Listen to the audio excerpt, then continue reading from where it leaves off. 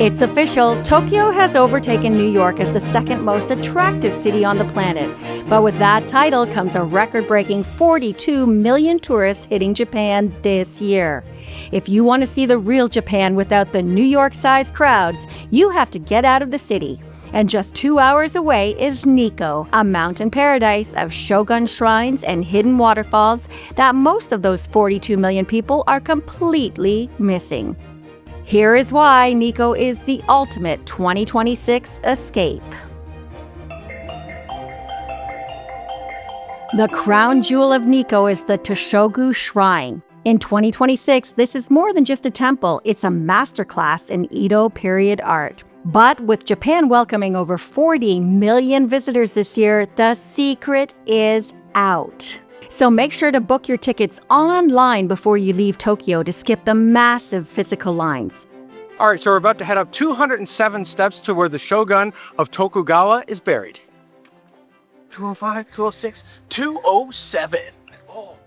A quick heads up, while the main grounds of the shrine are becoming more barrier-free, the trek to Shogun's grave is not accessible for wheelchairs. It's 207 steep stone steps to the top, so if you have mobility issues, you won't be able to go there, but you can see 50% of the complex. Behind me is the shrine where Lord Tokugawa was buried, and his grave has never been opened since 1607. Now the shrine has changed, it has been replaced from the wooden one, but his remains are still there.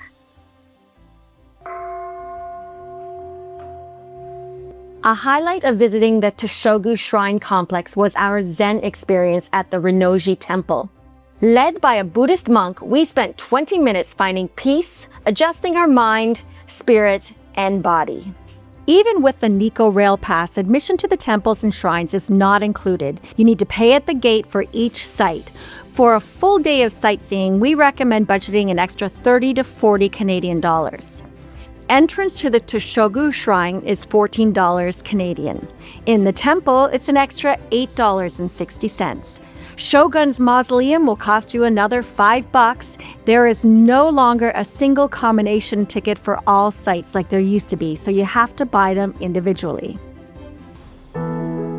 If the shrine crowds are getting to be too much, you need to head 15 minutes north to Ryuokyo Canyon or Dragon King Gorge. It's a long way down, which means it's a long way back up. It has 6 kilometers of trails winding around turquoise water and jagged cliffs. And the best part? It's completely free. Beautiful. Well, this is really an amazing day hike. I would suggest you take all day to walk through the gorge. It's just kilometers of trails weaving across the river, and it's just every scene is more and more beautiful. Just a short 10-minute walk from the station takes you to the Musasabi Bridge for the best view in the canyon. Nikko is just 2 hours by train from Tokyo's Asakusa Station. The basic fare is 1,400 yen and takes about 2.5 hours. Most people buy the Nikko Pass, which is 3,000 yen, and it covers the train, buses, and attraction in the shrine area, and discounts to the attractions. So here we are, we've just gotten on the Tobu Railway, and we actually have one of these cool private cars, which is really cool if you want to have a little bit of privacy and get a great view because you're near the front of the train. One note though, they're not overly big, and if you're getting on in the middle of a route, there's not a lot of place for luggage. So if you do have your luggage with you, you'll have to try and find another place on the train to put it, or my recommendation is you can actually send your luggage ahead of time. So the day before, 2 days before, you could send your luggage to your hotel, will arrive there, and then that way you don't have to deal with all the cumbersome baggage. Also on these Tobu trains, you have free Wi-Fi as well as you have climate control in the car. So it's a cool little bit of luxury while you're traveling on the train here in Japan. All right, we are going across the Shinkyo Bridge, and it costs 300 yen per person. It must be pretty special. So I'm not really sure why anyone would pay to come on this bridge. It must just be maybe because it's special, because it's Shodoshone, and maybe you get the energy or something from the serpent, because you can't even go to the side to look over. It's really weird. You just walk down the center, come to an end, and you walk back. So this bridge here actually represents the serpent that helped Shodo Shoni get over the river. He couldn't get to the mountain. So this serpent here, this is what it represents that helped him get over the river. We're going up the Akechidaira Ropeway, and it is supposed to have some spectacular views of Nikko. It's a great time to be here because of the fall colors, but we have at least an hour's wait. So if you use the Nikko pass, which is actually your rail pass, then you can get it for free. Nearly there, just 2 minutes from here. Here we are, we're on the ropeway. It's high. The ropeway is closed for renovation until September 2027, but it is still worth a stop at the plateau parking lot at the top of the winding road. You can still get some fantastic panoramic views of the valley below. All right, we are here at Chuzenji.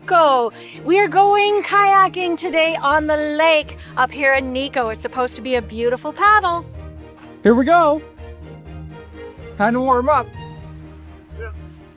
All set? Paddles in the right place? We're off! Also known as Sky Lake, as it is the highest natural lake in Japan, this is a must visit, especially during the fall colors. Kayaking tours start at 8,500 yen, or $73 Canadian, for 2 hours. During the fall colors, it's good to book at least a month in advance.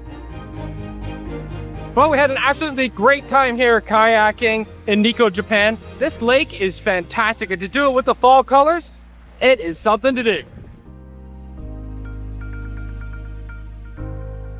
So this stop here at Ryuokyo is a must. It's a 3-kilometer walkway, all on a wooden platform, so it's very environmentally friendly.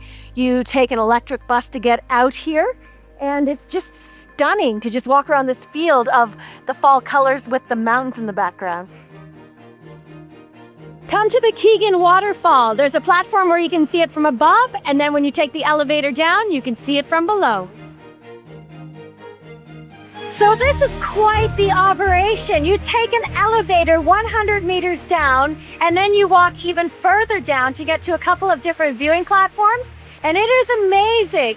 They have vending machines, they have a convenience store, they have a gift shop, and it has great views on both sides of the waterfalls. It's very impressive.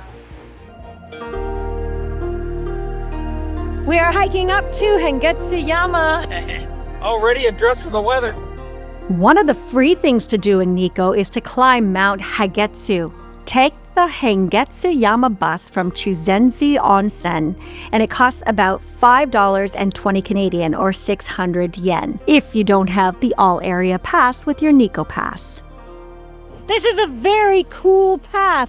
It's quite easy. It's only about, I think, 15 minutes to the top from the parking lot, and you get some spectacular views. It's a steep 15 to 20 minute hike from the parking lot. Make sure you have the right shoes because there are plenty of tree roots and rough trails. But the view is worth it.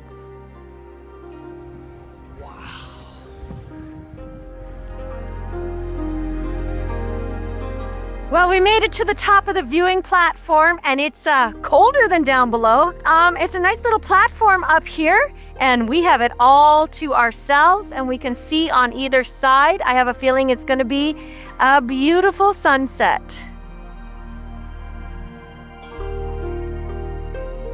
We're here at the Kanaya Hotel in Kanagawa, and we're going to try a public bath experience. Now, this particular hotel has 2 different types of bath. There's a 4 seasons, and there's also a Greek tub experience. And what they do is they switch the 2 back and forth between men and women each day, 2 times a day. So everybody gets to try everything.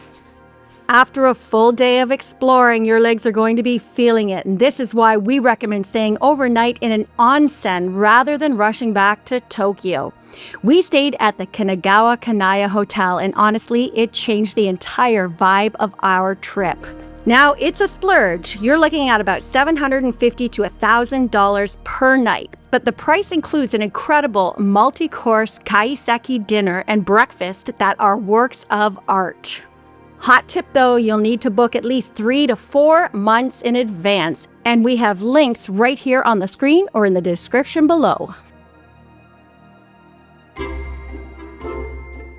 Well, shaved ice is a really popular dessert here in Japan, so we're gonna give it a try. It looks amazing.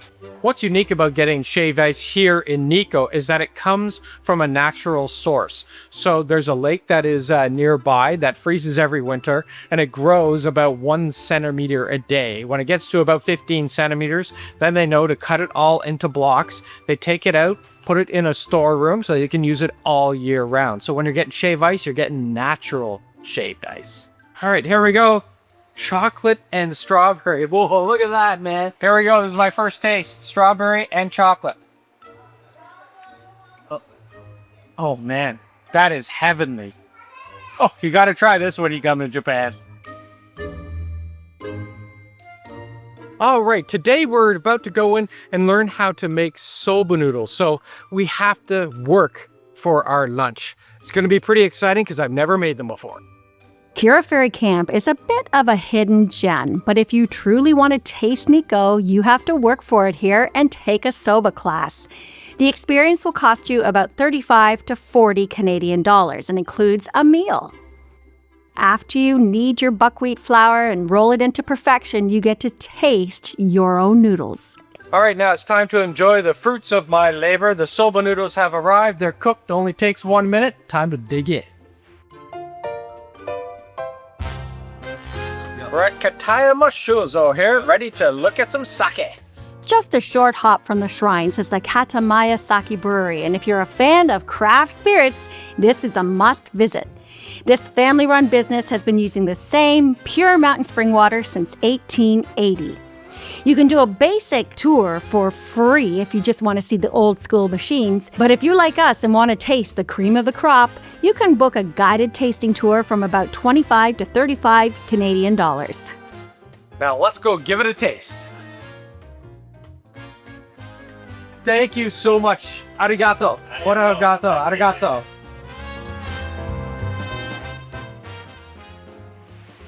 Well, we're at Ryuzu Falls, and Ryuzu means the head of the dragon, and I'm going to show you why it is called that right now. Can you see that rock? It looks like a dragon to me. How about you?